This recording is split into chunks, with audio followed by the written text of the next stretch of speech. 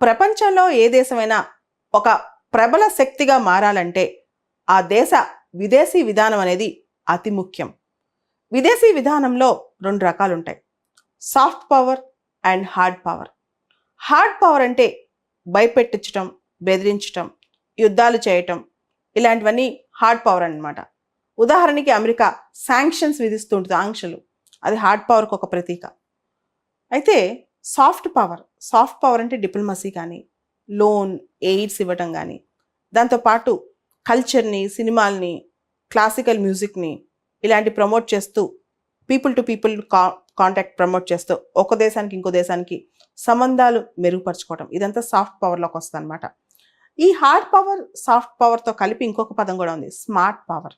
Smart power అంటే అవసరమైన చోట హార్డ్ పవర్ వాడటం, అవసరమైన చోట సాఫ్ట్ పవర్ వాడటం. అంటే ఏది ఎక్కడ అవసరమైతే అలా వాడటం, దాన్ని స్మార్ట్ అంటాం.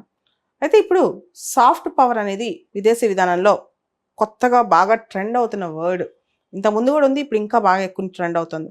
ఉదాహరణకి భారతదేశం యోగాని సాఫ్ట్ పవర్ డిప్లొమసీలో వాడటం. అలానే క్రికెట్ మ్యాచెస్, ఒక దేశానికి ఇంకో దేశానికి మధ్య క్రికెట్ మ్యాచెస్ స్పోర్ట్స్ ప్రమోట్ చేస్తూ. అంతేకాదు నలంద యూనివర్సిటీని తిరిగి కట్టడము, దాన్ని రిజ్యూనేట్ చేసేసి దాని వల్ల ఆపరేట్ చేయటం, దానికి అనేక బుద్ధిస్ట్ దేశాలు సహకారం అందించడం భారతదేశానికి. ఇదంతా కూడా ఒక సాఫ్ట్ పవర్, అదొక కనెక్ట్ అనమాట. అదేవిధంగా రీసెంట్గా భారతదేశంలో గ్లోబల్ బుద్ధిస్ట్ సమ్మిట్ జరిగింది.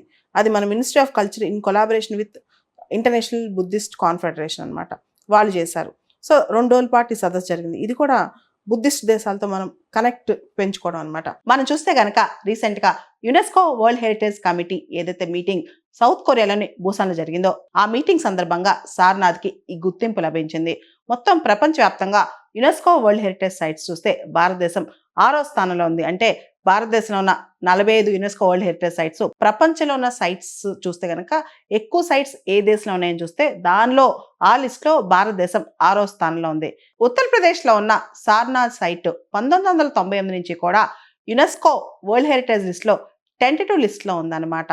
ఇప్పుడు 2025లో అంటే గత సంవత్సరం మన మినిస్ట్రీ ఆఫ్ కల్చర్ వాళ్ళు అఫీషియల్గా దీన్ని పూర్తి స్థాయిలో నామినేట్ చేస్తూ ఒక డోజియర్ యునెస్కో వాళ్ళకి పంపించారు. దాంతో ఈ విషయంలో మన క్లియరెన్స్ వచ్చి 45వ యునెస్కో వరల్డ్ హెరిటేజ్ సైట్ గా ఏన్షియంట్ బుద్ధిస్ట్ సైట్ సారనాథ్కి ప్లేస్ దొరికింది. వీటన్నిటితో పాటు ఇండియా అనేది చాలా చుట్టుపక్కల దేశాలకి ఒక స్పిరిచువల్ నైబర్ అని చెప్పుకోవచ్చు అనమాట. ముఖ్యంగా బౌద్ధ మతం ఫాలో అయ్యే దేశాలకి Sri Lanka, Myanmar, Thailand, Cambodia, Vietnam, ఇటువంటి మన చుట్టుపక్కల ఉన్న దేశాలన్నీ కూడా చాలా వరకు బుద్ధిస్ట్ జనాభా గల ఎక్కువ గల దేశాలన్నమాట. ఇన్ఫ్యాక్ట్ ప్రపంచంలో కీ బుద్ధిస్ట్ సైట్స్, ఎందుకంటే బుద్ధిజం పుట్టింది భారతదేశంలోనే కదా, కీ బుద్ధిస్ట్ సైట్స్ కొన్ని ఉన్నాయి. అవన్నీ కూడా చాలా వరకు భారతదేశంలో ఉన్నాయి. ఉదాహరణకి బోధ్గయ తీసుకోండి, ధర్మశాల తీసుకోండి, మన ఆంధ్రాలో ఉన్న నాగార్జున కొండ తీసుకోండి, ఆంధ్ర తెలంగాణ కలిపి మనం చెప్పుకోవచ్చు. అది సాంచీ స్తూప తీసుకోవచ్చు, అమరావతి, తర్వాత మనం బార్బరా కేవ్స్ తీసుకోండి, ఇలా రకరకాల ప్రకూషి నగర స్తూప, ఇవన్నీ కూడా భారతదేశంలో ఉన్నాయి. సో చైనాని కౌంటర్ చేయడానికి కోసమే కాదు ఈ బుద్ధిస్ట్ సాఫ్ట్ పవర్ అనేది, మన కల్చరల్ హెరిటేజ్ని ప్రమోట్ చేయడం కూడా. అయితే యాక్టిస్ట్ పాలసీ, మనం లుకిస్ట్ పాలసీని యాక్టిస్ట్ పాలసీగా మార్చుకున్నాం.